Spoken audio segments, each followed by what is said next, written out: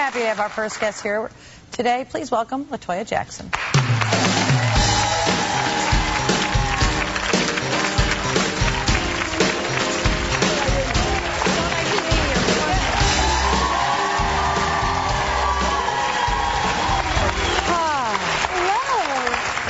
Well, what a time you've been through. Yeah, it's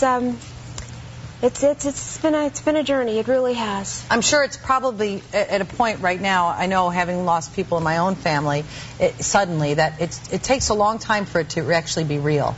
No, it really does, Bonnie. Even to this day, I don't wish to believe it, and I still don't believe it. And it doesn't seem like it's real. You're absolutely right. Yeah, I understand that, especially too with Michael. There's just so many images of him and the sound of his voice, and it's constantly around.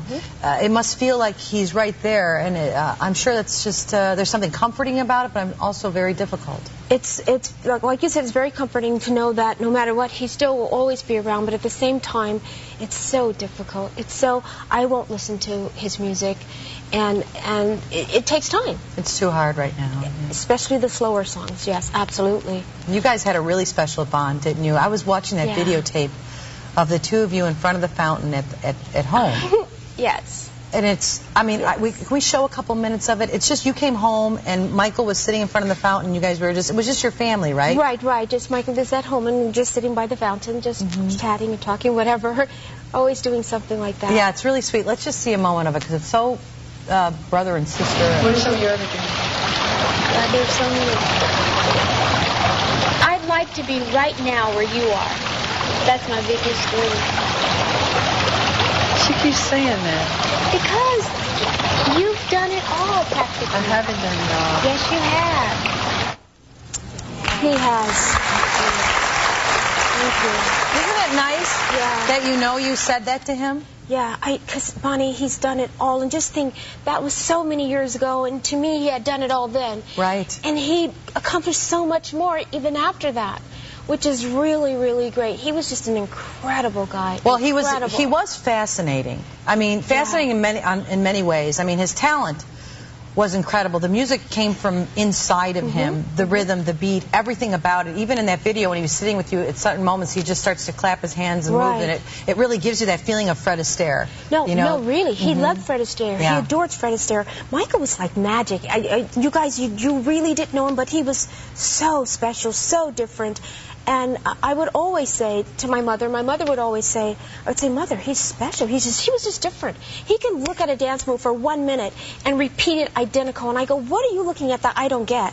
Because I just couldn't do it. And he does it. It's amazing. Do you remember a time before that? Do you have any memories of you guys not being famous, not being known, where it was just life? I always remember my brothers being famous. As a little girl, they were very, very famous, and they used to perform in Chicago all the time. That's all I remember. But what I do recall is that, like you said, he was Michael, the brothers, he would choreograph back then, the entire group, and then when they'd have them pose for pictures, Michael would put his positions in, he'd jump out the picture and say, no, Marlon, you switch with Jermaine, and Jackie, you go in the back, and I think I'll be right here. And it was always the perfect picture every single time. Amazing. Always directing. Always. Yeah. Always. He knew what he wanted. Did you guys grow up, you know, there's a bunch of kids in my family as well. We grew up with a really kind of a double standard. Like the girls, we did the dishes, we cleaned the house, and my brothers took out the garbage and, you know, shoveled the snow. Was there a double standard in your house? Were the girls treated differently than the boys? Were they more of the, you know, well, when we were really, really young, yes, the brothers did do the snow thing. As you said, yes, of course. But my mother always gave us chores, and we would have days to do the dishes and things of that nature, so that's how it was. But isn't it great, Bunny, to come from a large family? It is. You definitely feel, you always know the essence of teamwork, because that's what it takes to get through every single day. That's right. But you also have the comfort of knowing there's somebody looking out for you and somebody you can trust. And there's always, no matter what, there's always something to do, and there's always someone there. And like you said, I always said that we were so large and such a large family that we were our own best friends. Right. Because you always have friends when you're from a large family. There's always somebody there. And you become just united as one. What happened? How did Michael, what is your opinion? How did he drift away into this world where, you know, he was medicated and almost sometimes surreal and out of touch? When, you know, like it must have been devastating to see him drift away. Some family members must have been aware of it, that he wasn't accessible anymore. Well, yes, it comes with time, and that's basically what happened. But what it was that during the burn, and when he got burned during the Pepsi commercial. The Pepsi commercial, yes, during that burn, and then that pain, and then the medication the doctors gave him. And who knew that that medication keeps wearing on you that way? Because you didn't know. We didn't know. And eventually that's basically what happened. But do you think then he was addicted and felt like no way out, or was it shameful to admit addiction? Is that part of it? I think with anybody it's shameful to admit it. I think everybody's in denial who's doing that, of course, because they don't wish it, and they don't wish for that to happen to them, but sometimes it does.